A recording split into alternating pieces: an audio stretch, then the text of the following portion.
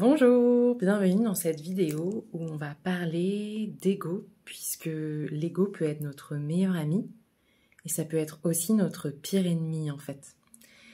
En fait, on prend une identité ici sur Terre, un prénom, des études, des goûts et des couleurs aussi, et on s'attache à cette identité en fait.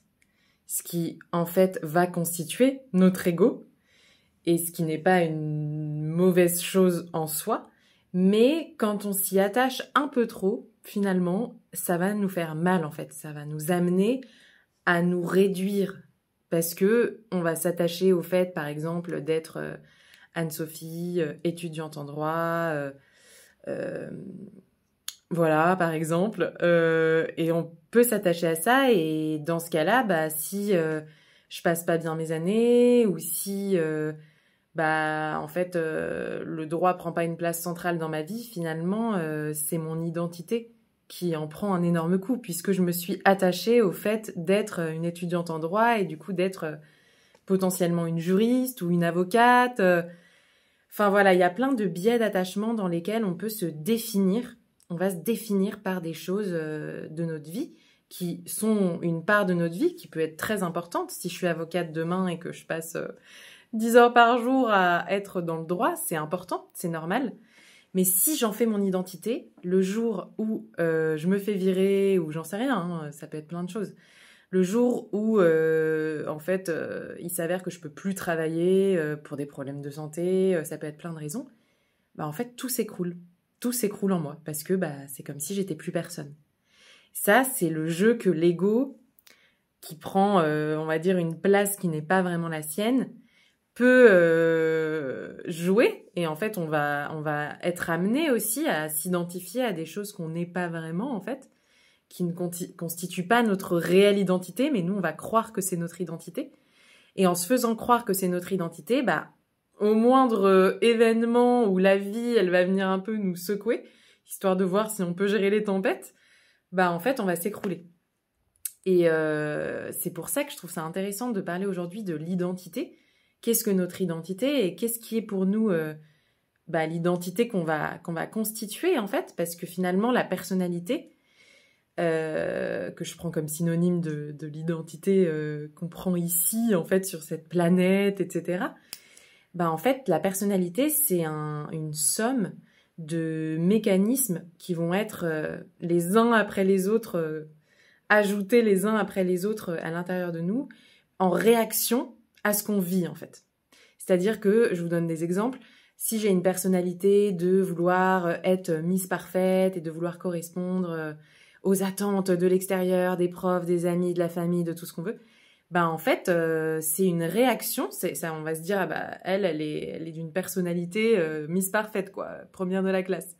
Mais en fait, cette personnalité, elle s'est créée à l'enfance. En général, la personnalité, elle va se créer à l'enfance par des mécanismes de réaction, des attentes qui ont été posées sur moi. Donc, dans cet exemple, peut-être des parents assez stricts sur le fait qu'il y ait des comportements qui correspondent bien à leurs attentes et qui vont pas du tout démontrer d'amour ou d'affection si il n'y a pas de la part de l'enfant une réponse du coup comportementale aux attentes qui sont posées sur lui, ce qui va créer un enfant qui est constamment en train de se dire ok là en fait il faut que je réponde aux attentes parce que sinon on ne m'aime pas, et si on ne m'aime pas en fait je me sens pas bien, quoi.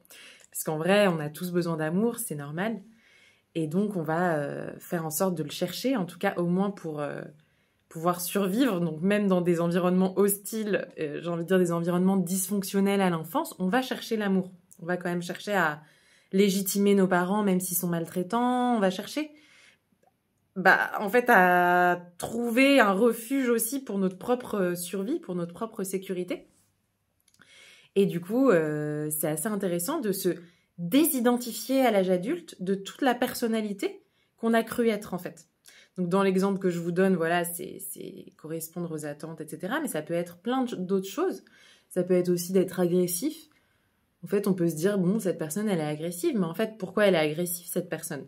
En fait, il peut y avoir plein de raisons pour lesquelles sa personnalité s'est constituée comme étant dans la nécessité de répondre à des agressions et du coup de choisir de combattre, en fait, et de se dire, bah en fait, moi, ma réaction de protection, c'est de combattre.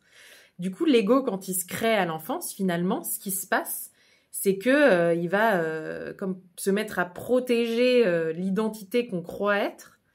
Et ensuite, ça fait comme une espèce de carcasse, j'ai envie de dire de carapace même, d'armure, enfin on appelle ça comme on veut, mais j'aime bien dire carcasse parce que c'est un peu un truc qui étouffe des émotions qui sont devenues des souffrances et qui en fait ont pas été libérées, parce que quand on est enfant, on n'a pas toujours les outils et on n'est pas toujours accueilli dans notre sensibilité. Donc c'est pas toujours si simple de voilà, pleurer ou d'avoir la place aussi d'être en colère, ça dépend, hein, mais parfois, voilà, si on a des parents qui interdisent d'être en colère parce que ah, tu fais encore des caprices, etc., bah, en fait, on va refouler la colère parce qu'on n'y a pas, on n'a pas le droit d'être en colère, en fait. Du coup, plus grand, ça peut faire des maladies du foie ou des trucs qui apparaissent dans la vie, on se dit, mais quoi?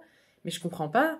Mais moi, j'ai pas de colère dans ma vie, en plus. Bon, si on cherche un peu les tenants et les aboutissants de ce que signifie le foie, etc., parce qu'après, bah, on peut aussi juste ne pas comprendre et c'est pas si mal aussi, hein. Enfin, en fait, on n'est pas obligé de tout comprendre. C'est vraiment pas le but non plus des vidéos de cette chaîne, mais en tout cas, juste d'avoir une amplitude dans la vision et dans la perception de notre esprit pour pouvoir se rendre compte de certaines choses et ensuite bah, pouvoir se transformer.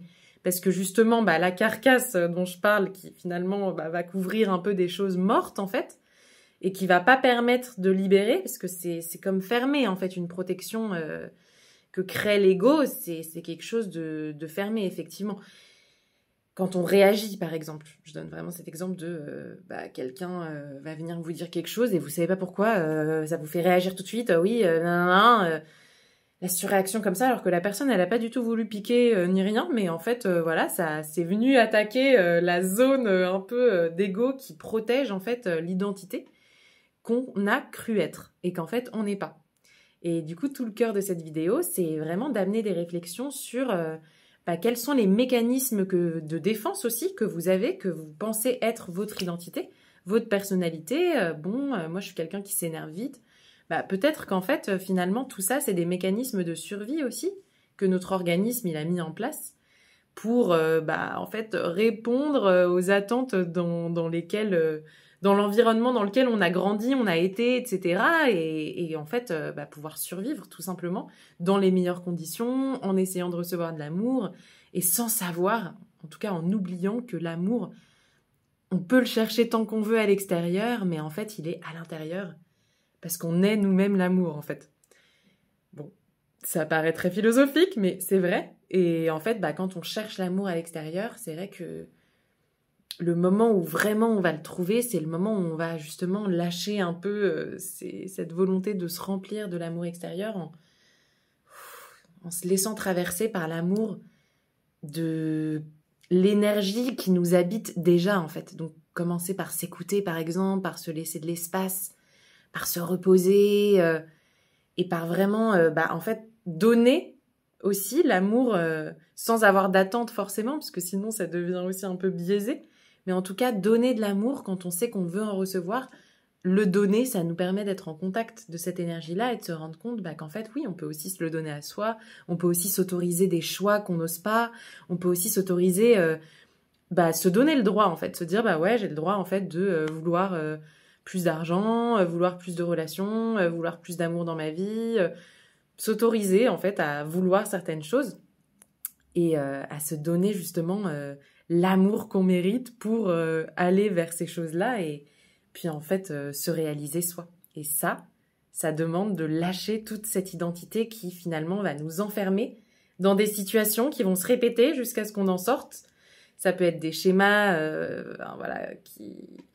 qui vont revenir avec d'autres personnes et bon, je sais pas si vous avez remarqué, mais bon, jusqu'à ce qu'on accepte de passer le palier et du coup de réagir autrement ou de ne plus réagir, ça dépend. Voilà, merci de m'avoir écouté. En tout cas, j'espère que ça pourra vous servir. Et je vous dis à bientôt.